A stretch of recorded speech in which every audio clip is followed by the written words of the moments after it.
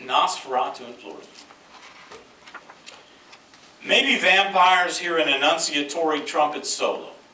Maybe they gather at the customary tourist traps, like a blanket of pink flamingos, plating a lake and lakeshore by the tens of thousands to drink. The whole tacky blood circus is theme park stuff, and as Disney-esque as lifting the lid on a casket to flit about sampling the inexhaustible offerings of O Positive, like the Sunday brunch at IHOP. But if you had a booming, amphitheatrical voice and had been recently rescued from the grave, if you wore the Republic of the Dark like a cape at Halloween, all bets would be off by the signage for Paradise Tire and Service, a neon green royal palm. Bela Lugosi could materialize on a trailer park lawn and the locals would miss it, though lapdogs howled as kingdoms rose and fell.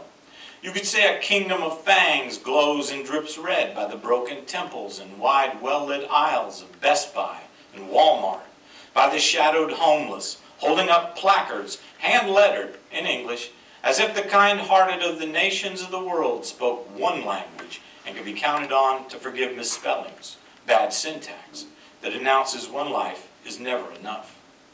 The resurrection of the body is tough everywhere. In the Sunshine State, despite eons to shake off loss, a body carries the added burden of perpetual labor and cyclical, inescapable debt. The dead know this. All right, let me try to lighten up again if it's possible. You ever notice that poems tend to be pretty damn serious? I have a couple that are funny, but if I read them, we'd be in trouble, probably.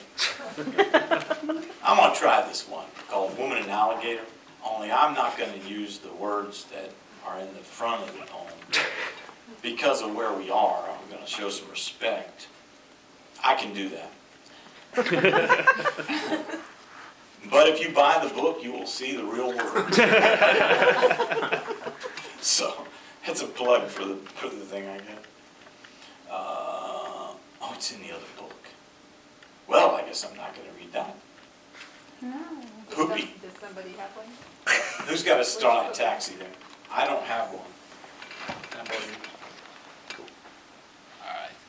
Let me just come down from the podium like I got a brain. Woman and Alligator. A Port Charlotte woman hit an alligator in her Honda Accord and tried to save it.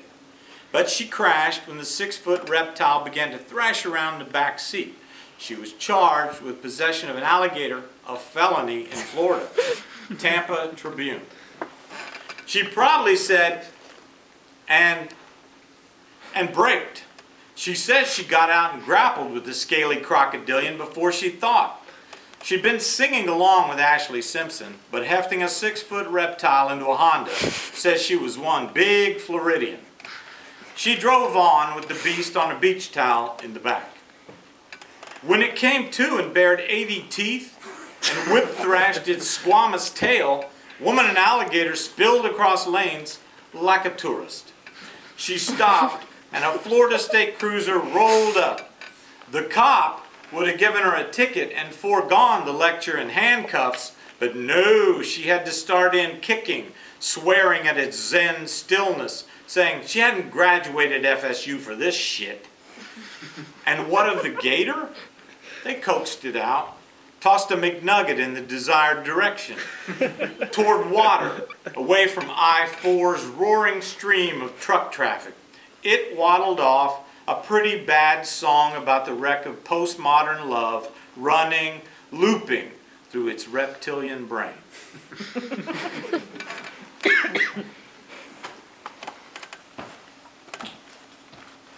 Okay, I'm going to read you a poem, though, about... Yeah, you love that one. I found this goofy picture. On the internet. It's called Ku Klux Klan at the Carnival in Cannon City, 1925. And it is absolutely ludicrous, this picture. And it's 100 years old, but what's not ludicrous is we're still having issues with race, which baffles me. I got along with Butch. it took some getting used to. I asked him some questions about being black. I showed my ass a couple times, and he forgave me, and we moved on. The rest of the world could try a little of that. He fed me when I didn't have any money, and I never forgot it. So I come down on one side of the race question, you bet your ass, because of Butch. And I dedicate this poem to him. Ku Klux Klan at the Carnival in Cannon City, 1925. In a photograph, Klansmen have taken over a Ferris wheel in full hooded regalia. 3 to a car, 12 cars. As if blind hate and First Amendment freedom share the same carnival ride. And this isn't the South. It's any given Sunday in Colorado. By an awning ticket booth, a handful of white sheets loiter. They are looking this way as if someone had said, "Say cheese." These 40-odd men stare back at our staring, as if it's a nice day and they've stopped talking Wall Street or Yankees baseball, whether their lives and daughters should have the right to vote. Of course, there is a fallacy at the heart of democracy that says when the mob does what it does, it's right by simple arithmetic. Factoring in the ubiquity of dumb and the surrender of the sad, isn't it always assholes get in free day somewhere in America? If there's a joke, it's that the great wheel turns on white power. All right. Fine. That's what my class did. I read it to my students and they were like, uh-huh. Trust me, it's all right. Why we don't talk about race, I'm not sure. We could do it. We could talk about it. We could embarrass ourselves and move on. It may be an issue, much like my grandmother, who was just angry. And I'm curious sometimes if white people are not just angry and pissed off. This is about her. It's called Mirror, Brush, and Comb. In a rectangle of window light that falls on her bed, my grandmother Bentley sits unwrapping gifts. This is a day of ribbons and patterned paper, and they drop like currency at the feet of a woman. The next opened box holds the gilded tools of looking presentable. She hands it back, saying, "Oh, honey, this is too nice for me." I'm a kid. I know to say nothing and watch. My mother takes the box, stepping into the sun's idea of the true and beautiful in Ohio in December. Whatever light doesn't fall on her divvies itself into a fractious braille on the chenille bedspread. I watch my mother place the present on the bed, and I see it takes patience to live in this world. How long will this gift-giving go on? Longer than a boy of 5 accepts without fidgeting. Still, you ought to have seen what I saw. A woman rumored to have shot at a man, working her tongue against a last remaining tooth. A figure spent from storybook disappointments. A stranger with white hair, and a look on her face I can only describe as fierce, reaching at last for what has been mislaid, as if it were love, precious in the stiff fingers of either hand. Okay. Well, I will read you one more, and we'll call it. And I'm happy to answer any questions you got. All right. Maybe you got some questions now. No questions. Yep, I recognize that look. Hey, it's okay. We want to hear the poem. Well, I don't know if you do. This is one I used to teach at a college where I had Vietnamese students, and one of my students was from a place called An Loc. And this poem I want to read is called "Shooting Water Buffalo Near An Loc." And afterwards I'll tell you a little bit about it. I squeeze the naked oil-smelling M60, direct a huge booming for the hell of it. A beautiful tangent of gray meat below looks up at the known sky's new churning. This afternoon we're LBJ's big stick and cheer the hammered beasts kicking, shoulder clefts shimmering pink as roses as it goes over hacked, convulsing, a shadow on the whipped up water. The cobra is a dark bird whose world boils with matters of life and death.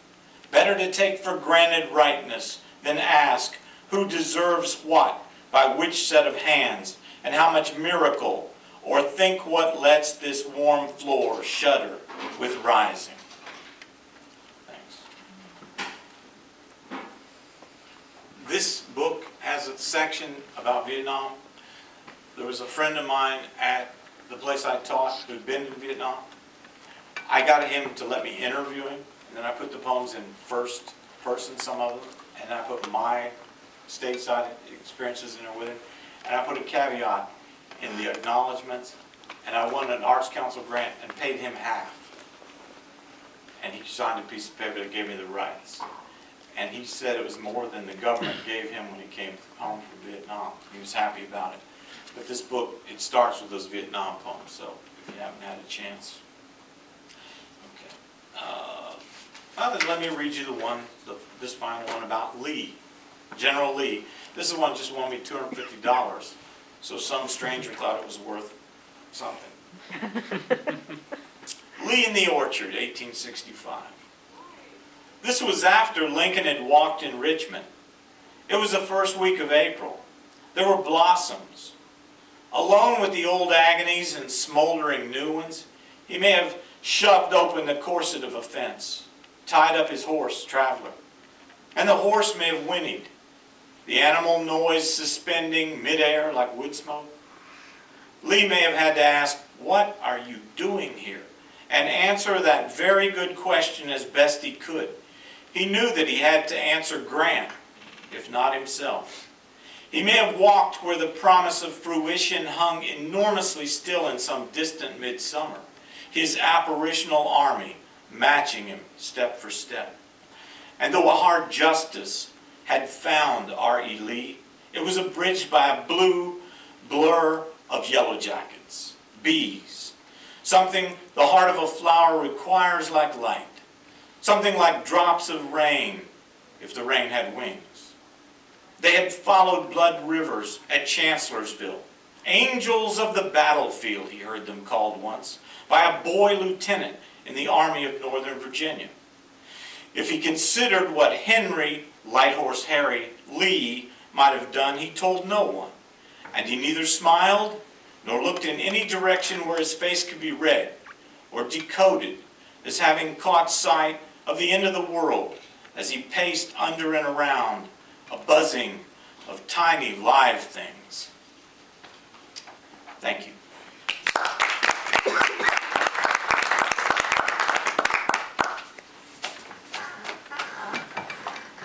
Well, thank you very much. Are there any questions at this point? Happy to talk. Po-biz. Do you want me to What were the start? words you You can- skipped?